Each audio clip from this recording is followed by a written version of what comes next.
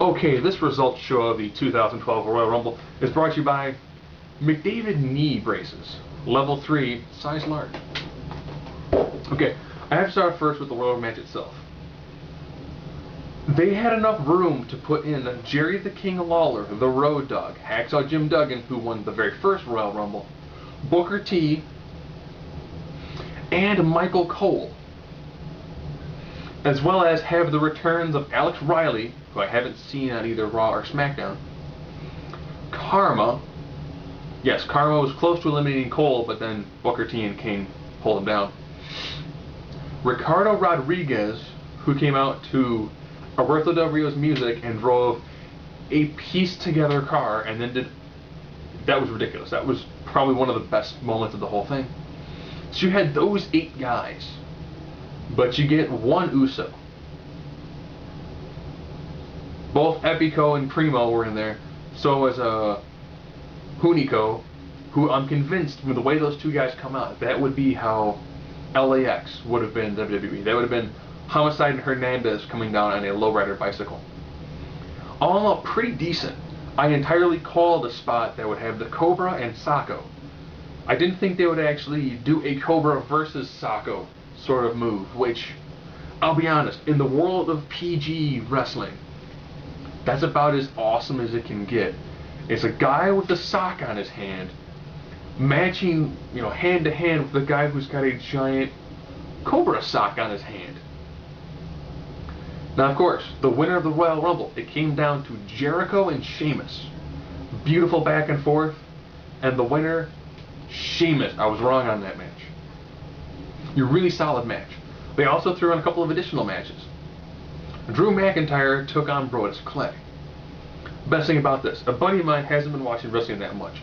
He had no idea who Brodus Clay was.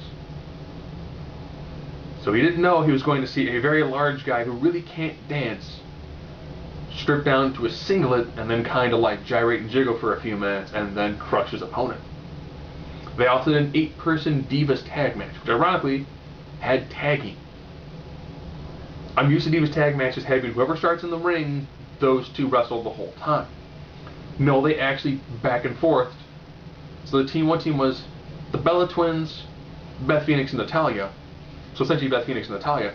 On the other side it was Kelly, Eve, Alicia Fox, and Tamina. All not bad, pretty solid. Beth Phoenix got the pinfall on Kelly, like she should. So those are your 2 bonus matches. Now we're down to 3 other matches. The curtain jerker was ironically the triple threat cage match for the World Heavyweight Championship. This is the way you thought this match was going to go. It was somebody kind of doing a power spot, Daniel Bryan getting beaten up, Daniel Bryan doing a couple of moves, big guy gets up, hits Daniel Bryan with a hard move, Daniel Bryan escapes over the cage. Not bad. Henry's got a groin injury and like an ankle injury, so he's not going to do a whole lot. And of course, Show made his way into the Rumble itself. Kane versus John Cena went to a no contest. And then after Kane had left John Cena kind of incapacitated, he then went after the wheelchair-bound Zack Ryder, Tombstone Zack Ryder in front of Eve, then went for Eve and then beat down John Cena again.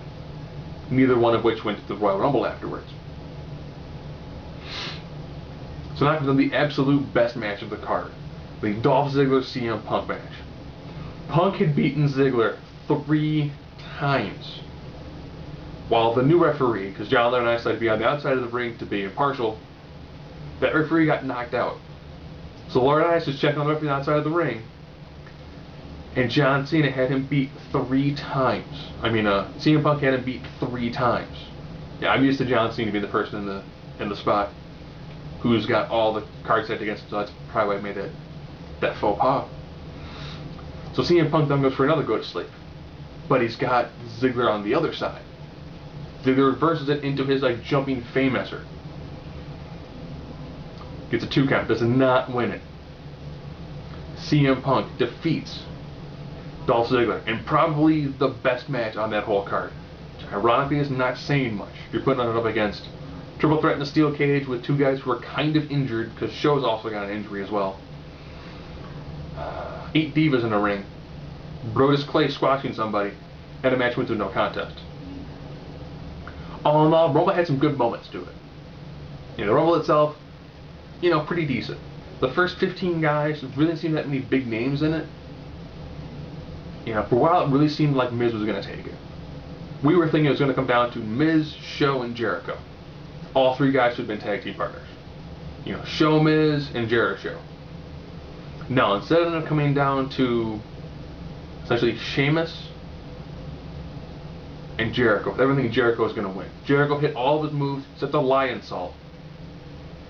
And at the end of the day, Sheamus is going on to the main event at WrestleMania. That's what I'm thinking. Sheamus, Bryan. Sheamus, Punk. So I would assume one of those 2 titles is probably going to change hands, because neither one of those two sound like really good marquee matchups.